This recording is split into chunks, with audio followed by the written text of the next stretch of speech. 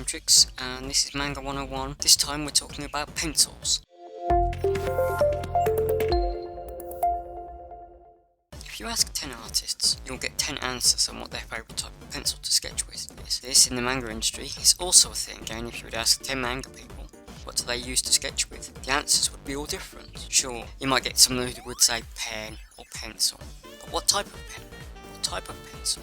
So we're going to have a quick look at some types of pencils that people would use to draw manga with. From clutch to mechanical to the traditional wooden sharpenable pencils. There are many types and many types of hardness and colours to choose from. Now, if you remember my first video about manga production, the Mitsubishi blue pencil and the Mitsubishi red pencil, other colours that they were removing, and so only a couple of colours would remain, a red I believe, and a blue-green colour. Why is this important?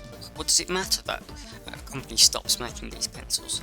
Well, some artists are very superstitious. They require a certain tool, a certain sharpness, a certain length, and even a certain type. Some are less finicky about this type of thing, but a lot are not. So, going from that, we're going to have a breakdown of different types. What's your favourite type of pencil? Think, is there one that you liked, or is it just a simple tool to you? But to an artist, or someone who draws, a pencil is the first step, perhaps, in making a vision reality. Maybe it's all digital art now, but some still choose and use a very simple graphite tool. Sure, it might be 3B, or it might be 5H. It might even be something they found in the street one day. But each artist would use that tool.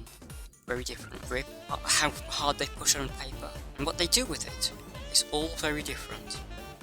Some will only use the 602 Blackman, some will only use Stedler, some will only use mechanical from a certain manufacturer, such as Papermate. So, now we're going to go into a little theory, a little bit of theory guessing. In school, or perhaps in college if you went to art college, did your professors tell you to get a certain type? Mine certainly did. And even though I found H's to scratch the paper too hard and B's to be too smudgy, eventually there was one type that became more useful than the others.